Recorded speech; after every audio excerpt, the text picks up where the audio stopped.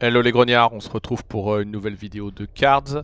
Alors malheureusement j'ai pas eu trop le temps de jouer à Cards parce que beaucoup de choses en préparation pour mon jeu Napoleon Saga.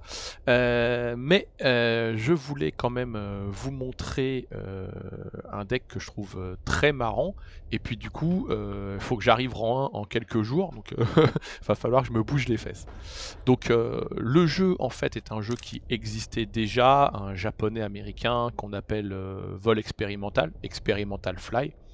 Pourquoi ce nom? Parce que y a tout simplement une carte japonaise qui se nomme comme ça, qui coûte 1, et vous défaussez une carte de votre main pour récupérer justement un avion, un chasseur ou un bombardier un peu rare. Mais la carte que vous allez défausser a un effet lorsqu'elle est défaussée. Et donc, tout le principe du jeu, c'est de vous faire défausser vous-même des cartes pour avoir justement des petits avantages. Donc ça tombe bien puisqu'on a le Experimental Fly. Ici, en fait, on a une autre carte qui permet au début de votre tour de défausser volontairement une carte de votre deck. Alors parfois vous allez perdre des choses sympas et d'autres fois vous allez récupérer des trucs pas mal. Alors, théoriquement on commence toujours par le 34e infanterie, mais étant donné qu'il y a le 15e de cavalerie, ça serait con de pas tout de suite prendre la front line. Voilà, donc lui il joue ça. Donc ce qui se passe, c'est que je ne veux pas... Qu'est-ce qu'il peut jouer? Allemand, il joue ça, il a besoin du crédit. Je veux pas lui laisser. Je pose ça et j'en pose deux, on va voir ce qui se passe. Oh mince, je perds une très bonne carte. Ah, ça s'est défaussé, ça arrive en jeu. Voilà. Cette carte-là, lorsqu'elle est défaussée, elle arrive en jeu. Donc j'ai perdu une très bonne carte, malheureusement. Ça fait partie du jeu. Mais par contre, je me retrouve avec un bombardier au tour 2 qui est un 3-1 et qui est assez fun. Donc là, je vais éliminer justement cette unité qui est très très intéressante puisqu'elle donne justement un crédit additionnel tous les tours. Et nous, on va monter. Voilà, donc on lui met 3. Ça pour l'instant ça sert pas parce que c'est lorsque je défausse une carte que je vais lui mettre 1. Mais pour l'instant je ne défausse pas. Alors j'ai ma souris qui est en train de lâcher, c'est superbe. Ah tiens, quand je défausse je mets 1 et quand je défausse je pioche 2.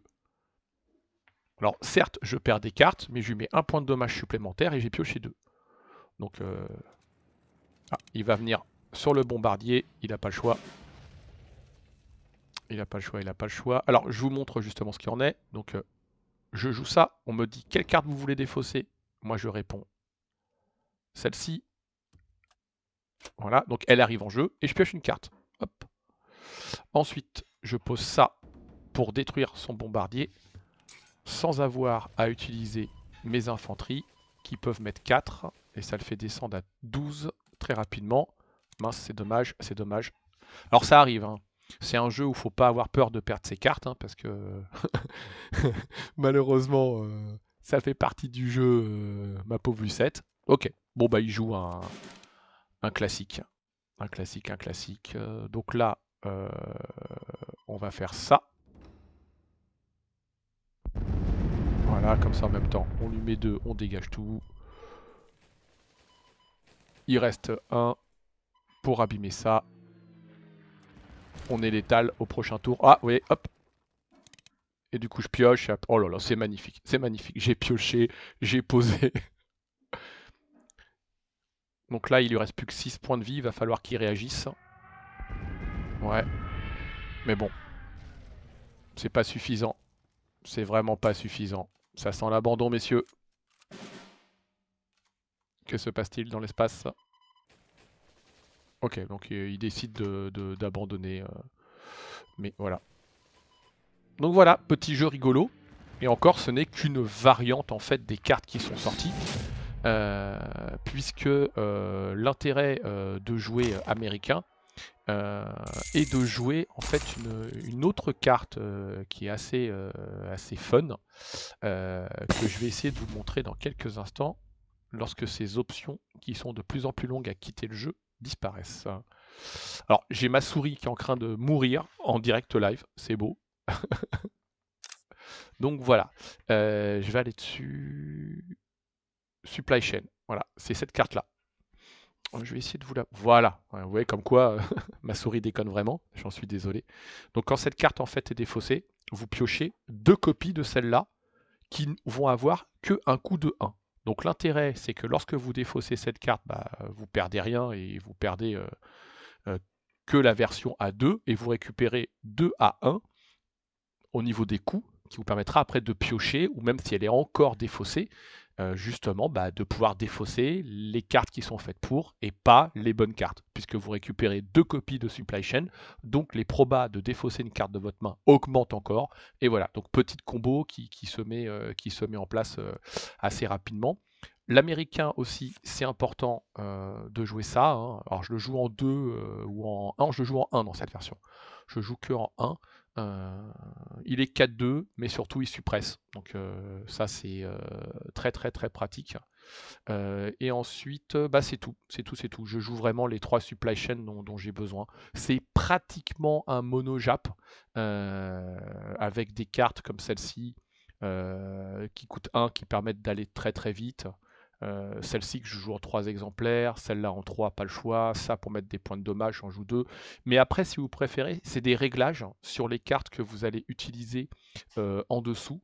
Les cartes qui, lorsqu'elles sont défaussées, font un effet, ou les cartes que vous aimez bien. Voilà, par exemple, moi j'aime beaucoup jouer le dragon, le KI 45, qui lorsqu'il arrive en jeu, pour la première fois devient vétéran. Donc au lieu d'avoir un 4-3, en fait, bah, vous allez récupérer un 6-4. C'est la version vétéran de celle-ci, donc c'est plutôt pas mal, quoi. Donc voilà, donc c'est le petit jeu Experimental Fly. Il y a beaucoup de versions qui existent de ce jeu actuellement, donc n'hésitez pas vous aussi à vous faire plaisir.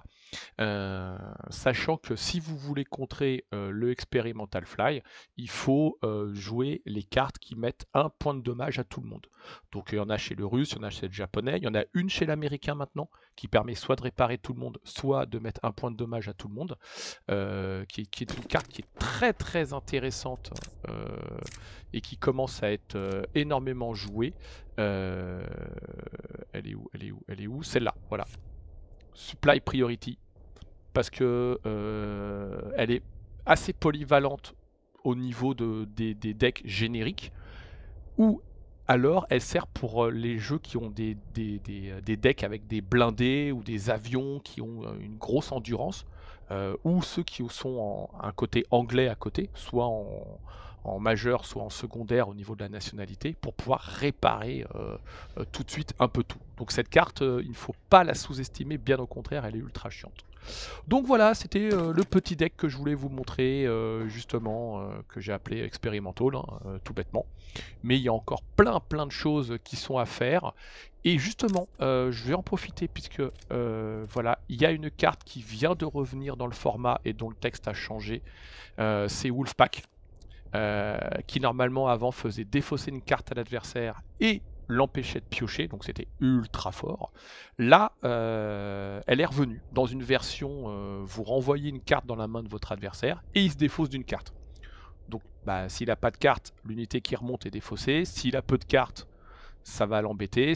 Et puis s'il a une main moyenne, vous allez défausser une carte au hasard qui peut vous aider, ou je l'espère. Donc Wolfpack, ça reste vraiment une très très bonne carte qui est revenue dans les decks des fausses, qui reprennent de la valeur le deck des fausses. Donc pareil, on reviendra dessus. Sachant qu'en ce moment, ce qui est rigolo aussi, j'en profite de la vidéo, c'est que je joue en skirmish. N'importe quoi, je joue pas en skirmish, je joue en draft. Donc le draft en fait c'est lorsque on vous propose des cartes et vous devez choisir lesquelles vous mettez dans votre deck. Donc vous créez votre deck par rapport à ce qu'on vous propose, inévitablement.